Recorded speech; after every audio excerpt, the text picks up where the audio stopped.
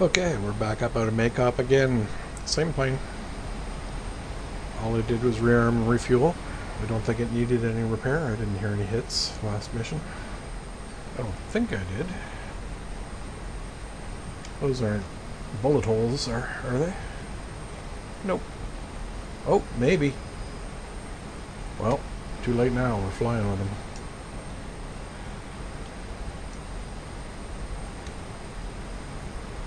Are they, or is it just paint? Really looks like some damage.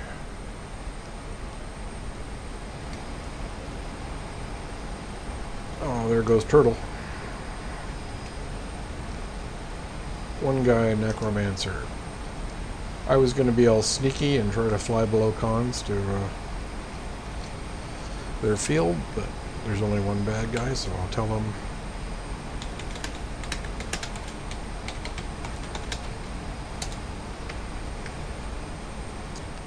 Meet up at Bullseye.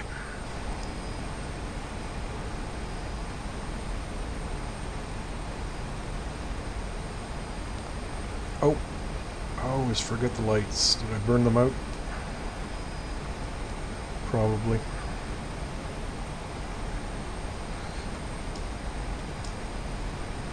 Yeah, it's weird. Like, American planes will do that for you. But then the Sabre doesn't have a radar altimeter like this plane does. And I always forget to turn on. Oh, interesting. Cool.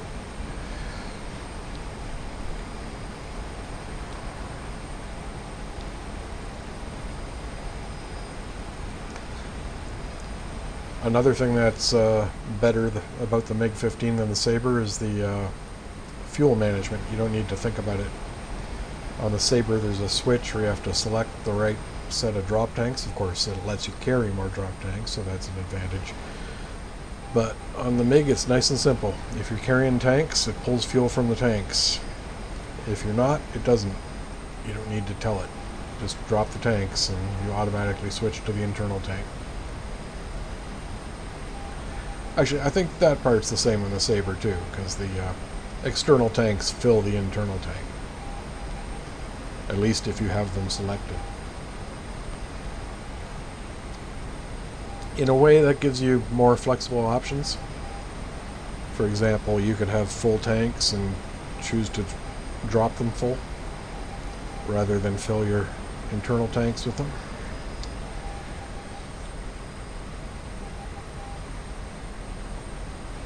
But in the heat of battle, the MiG is nice and simple. It wants to roll over on you when it overspeeds, but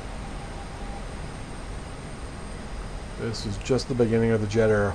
Apparently the issue was they didn't have the quality control to make the wings both flex the exact same amount under extreme stress. So one wing would flex a bit more than the other, and it would make the plane roll over when you're overspeed. When the DCS MiG-15 spawns, apparently it randomly picks a direction that it's going to roll in when it overspeeds. Some like to go right, some like to go left. Okay, we got you tuned now.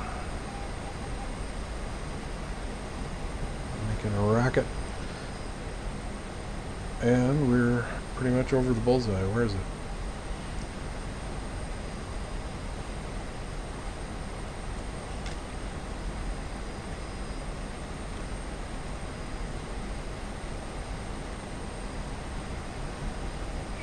Should be down there somewhere.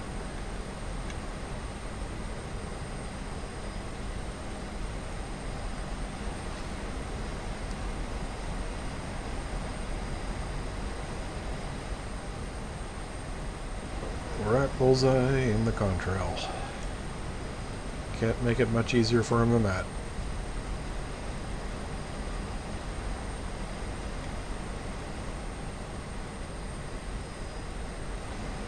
And we're full gas.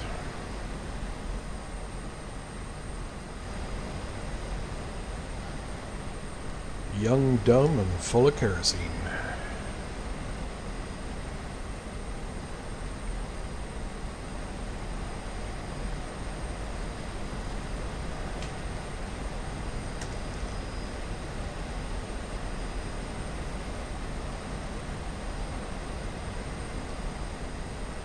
Well, I think maybe I might have to go to Gudada anyway just to find the bad guy. He's been flying for a while, so he might be RTB anyway. So let's do that. What's Gudada's beacon? 3905.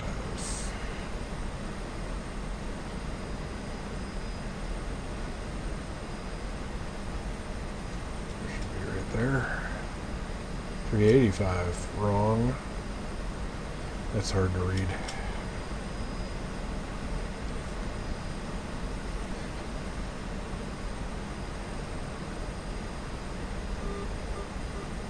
That's why these beacons have Morse code. If only I knew Morse code. We're expecting the code XC there.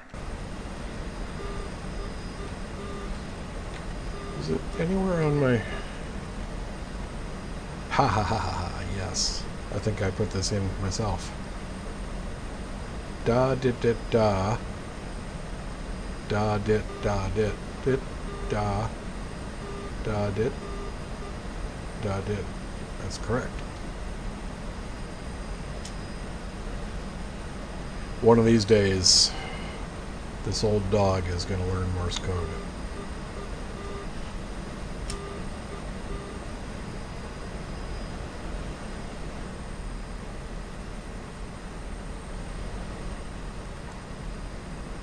Flying straight and level for long periods of time is not a good way to live.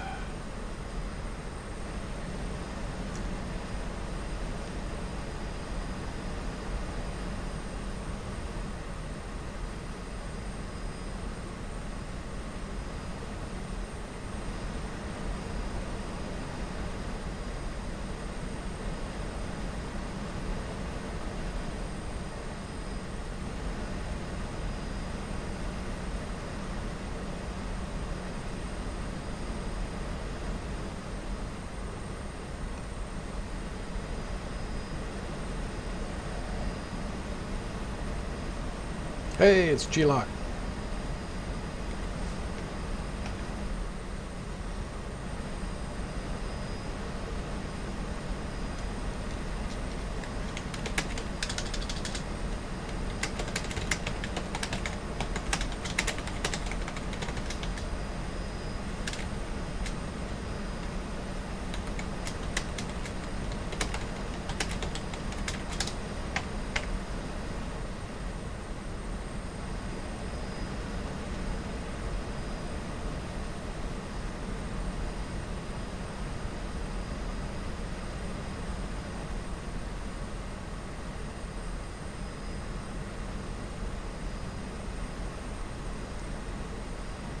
Yeah, the new shadows on the wing fences look good. No more light leakage. Well, maybe just a crack.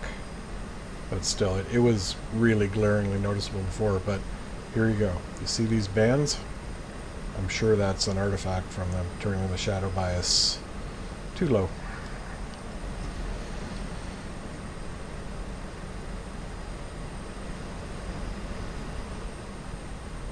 I was expecting they would have fixed that in this Friday's hotfix, but it seemed to be mostly just for VR, and also they didn't actually update the Mirage 2000 despite publishing a list of changes.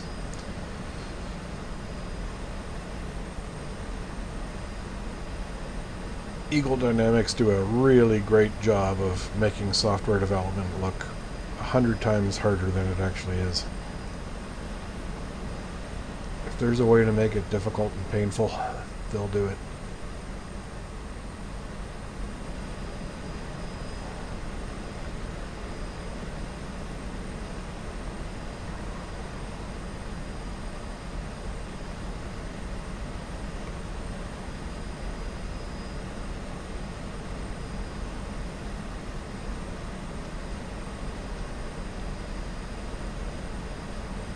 Okay, back off that throttle a bit. Oh yeah, we were just throwing kerosene away there. I try not to call it gasoline, it's not correct.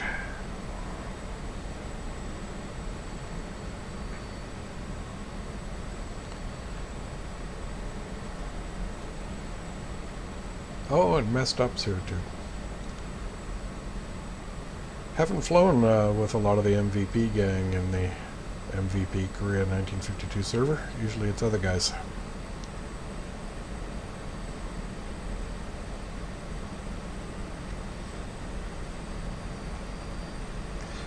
A few things I wonder about SRS and also about our radio direction finder here. If they're communicating on SRS and I know what frequency, can I radio direction find their planes? Also, can I hear what they say? This is before there's scramblers or anything like that. But at the same time, I'm North Korean or Russian and I probably don't speak English.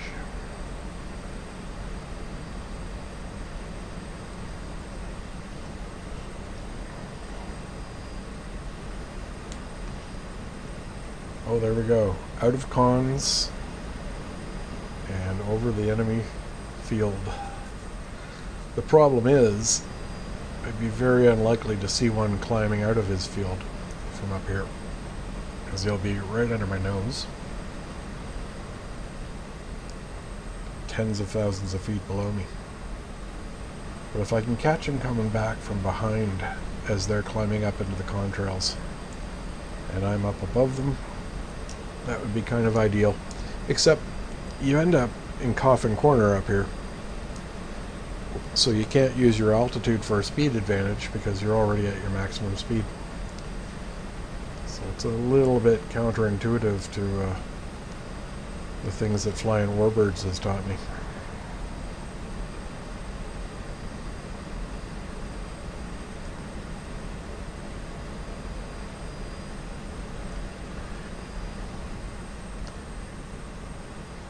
You have similar things to deal with in Warbirds at high altitude, but especially in DCS, we don't tend to go up there much. And it seems like World War II kind of went that way as well, that they needed high altitude fighters to oppose the bombers and to escort the bombers. But particularly in the Pacific War, off the carriers, most fighter operations were down low. That's why later aircraft like the Bearcat, which came out just a little bit too late to get in the war, didn't have great high altitude performance, but they were fantastic down low. Probably the best prop fighter ever built.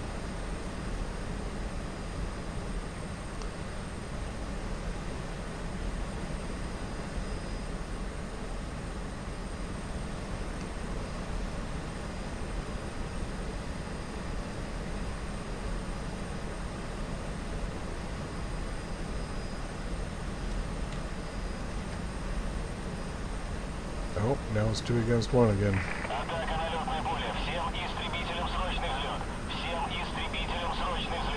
Huh. They're at my field, I guess. And I'm at theirs. Well, I know G-Lock isn't. It must be Necromancer. I guess we'll meet each other on the way home. Oh, and we can drop the tanks. They're empty. Goodbye.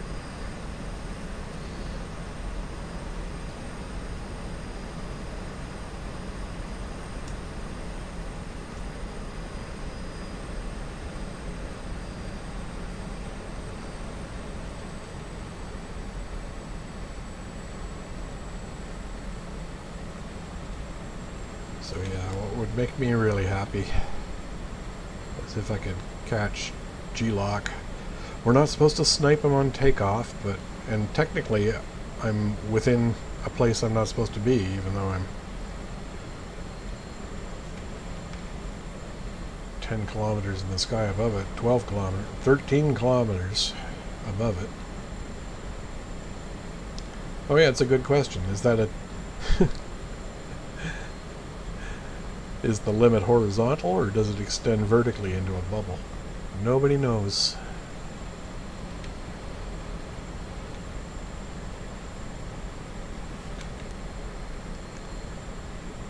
Any sign of G-Lock's plane down there?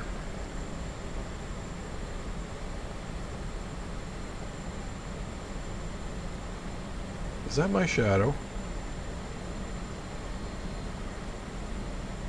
What is that?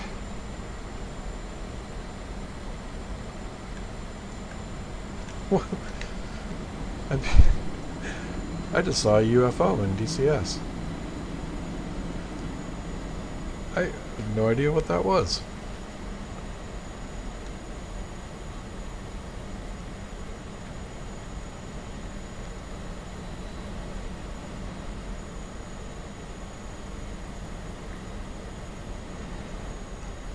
Oh, great.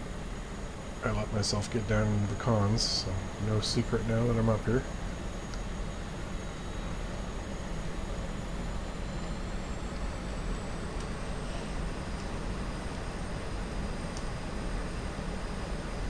Climb up here some more. Tune bullseye again.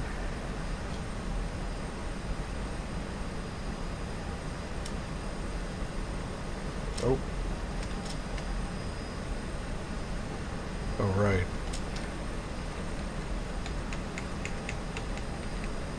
Oh my god, where is it?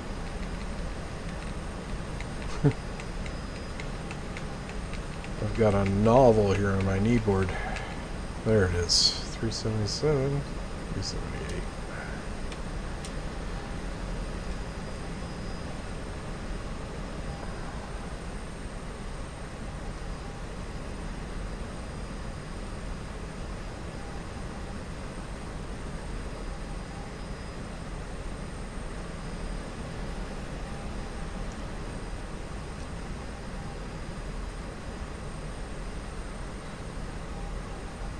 I have no idea what that UFO was. It'll be interesting to take a look at the track recording.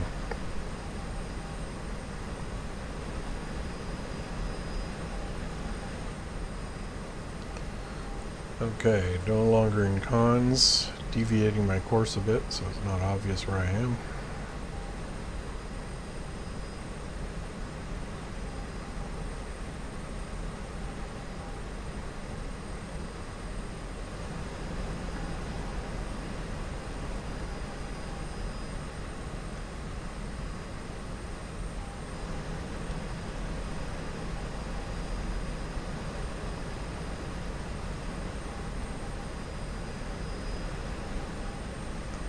Yeah, I don't remember these reflections being quite so...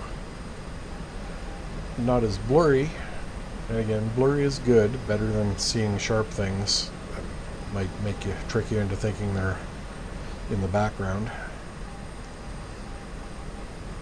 But it's made it so stuff like the red handles reflecting create these big blobs.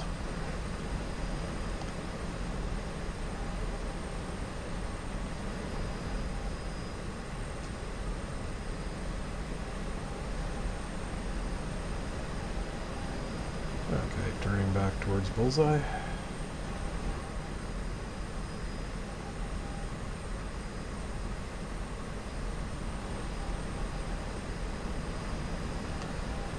We're still on our first internal tank of fuel. No way to tell how much. You just have to estimate it by how long you've been flying.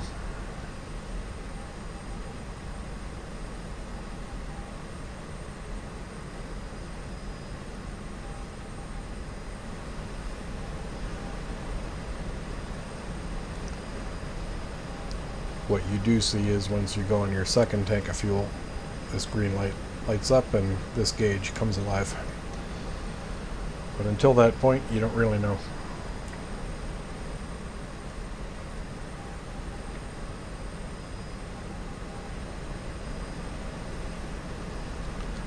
There's also no way to tell if you have a fuel leak.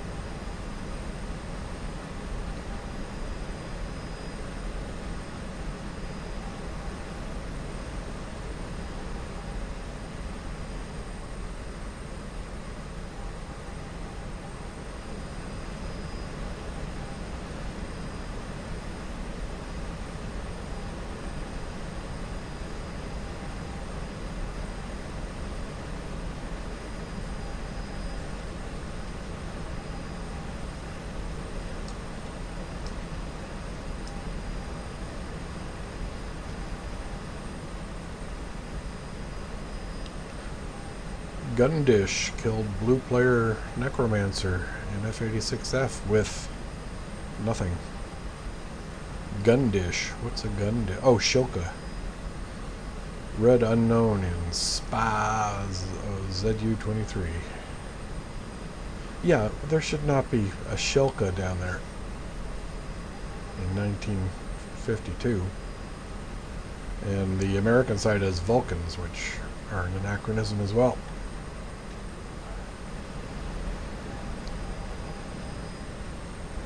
Unfortunately, a lot of the weapons, particularly the AAA, that would make the most sense in here are part of the World War II asset pack, and I would recommend to everybody who flies DCS, even if you're not into the Warbirds, to get that. There's a few good things in there. And a lot of that World War II stuff makes sense in scenarios right up into the 70s and 80s. Hell, look, they've got Russia using tanks from World War II and now in Ukraine.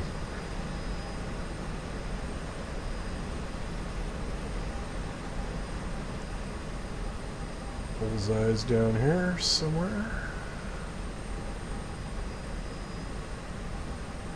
Doesn't matter where it is, I'm just curious if I can see the tower.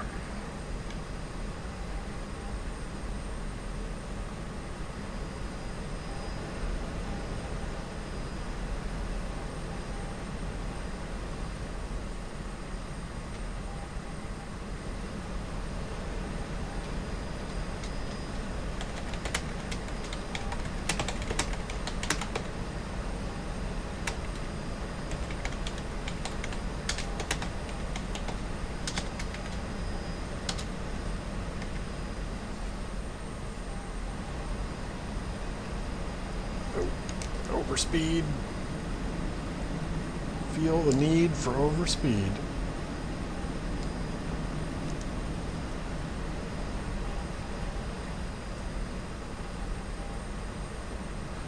Oh, you try to taunt him and he runs away.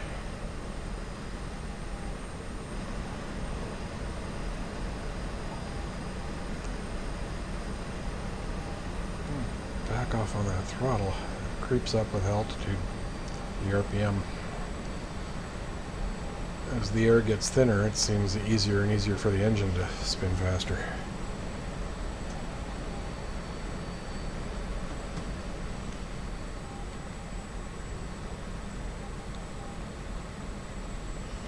That's a turquoise looking lake for the top of a mountain.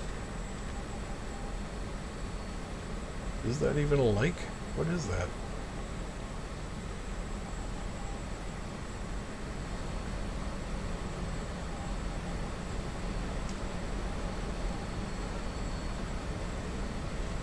Okay, so... Oh, I'm all alone.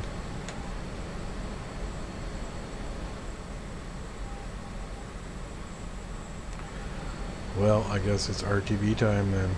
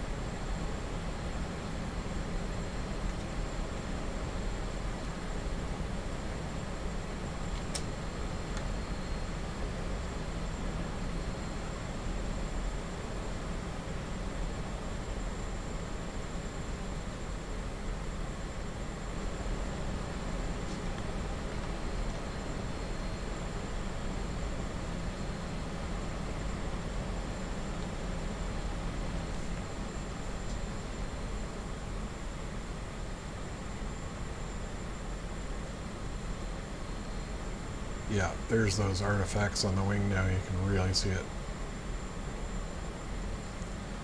Again, not the worst visual bug we've ever had, but It'll be nice when they put it back the way it was, even if it means light leaks under the wing fences. I'd rather have that than this. But hopefully there's some degree of setting between the two they can adjust it to.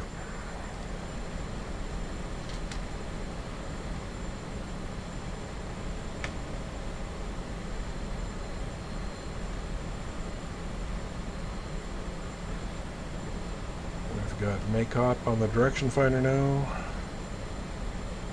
So my throttle is all the way back, but my RPM are almost up at 10,000. Just the speed of the jet alone is keeping the RPM up. I'm not sure if that is entirely realistic, particularly for a centrifugal compressor.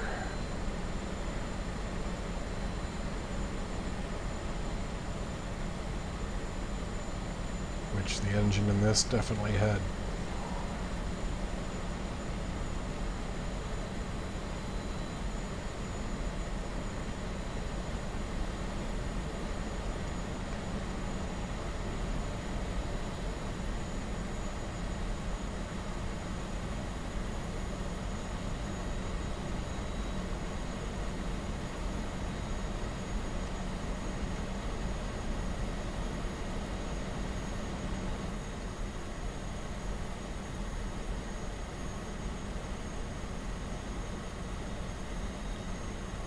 Contrailing. Nobody's here, all alone.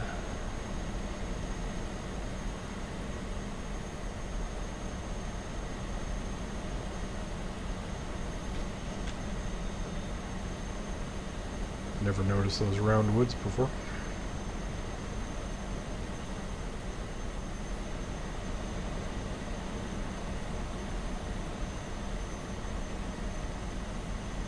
Does that make up there? Yep.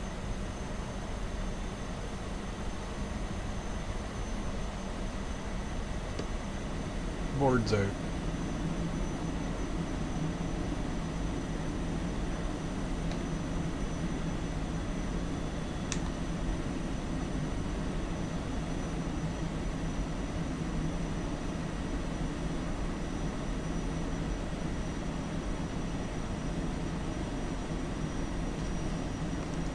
No threats. We can turn our lights on.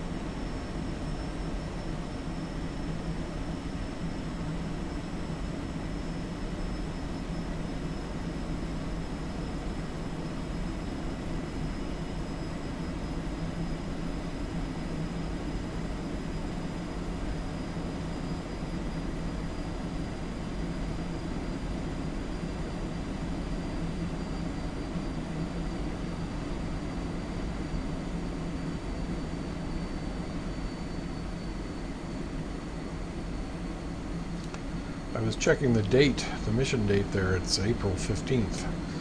It's because I was looking at the colors of the map and everything seems just a little bit turquoise colored. I'm wondering, in the past I've not been able to notice any difference between spring and summer textures, but maybe there is a slight, again, it's almost like a blue tint in the spring.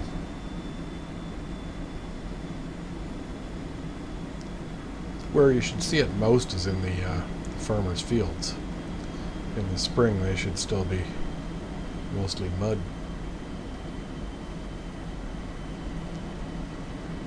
But I don't think they did that.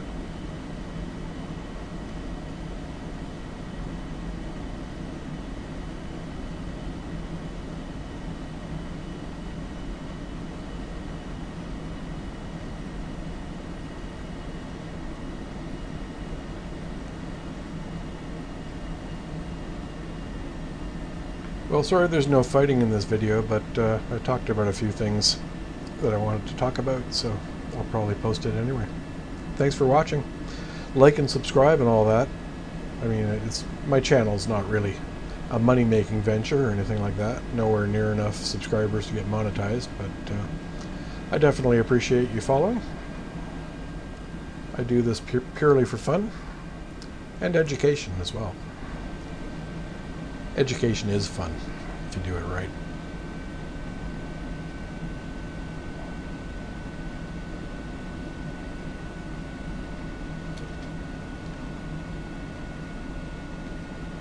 Not sure what the maximum speed for the first notch of flaps is, but let's try 460. Yeah. We don't seem to have died.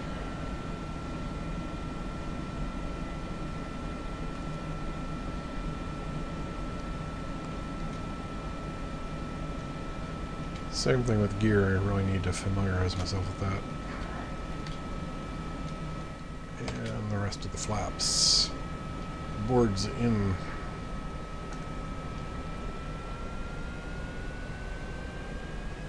Power.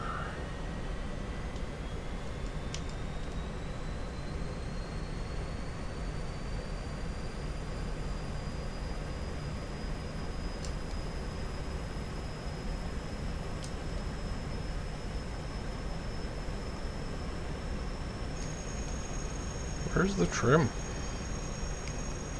It's gonna kill me. Why can't I get landing trim? Oh well.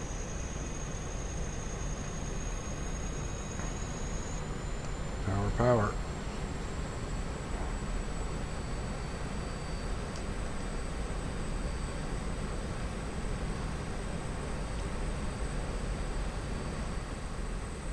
Full flaps. 3 gear. Whoa, way too fast. Brakes.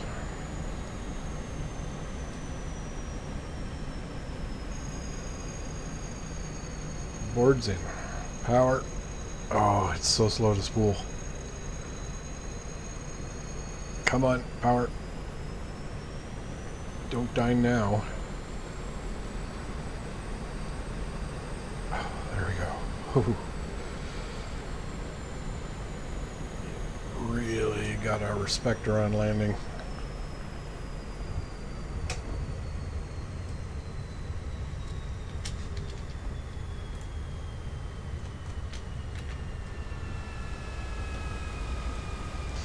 And there we go, another happy landing.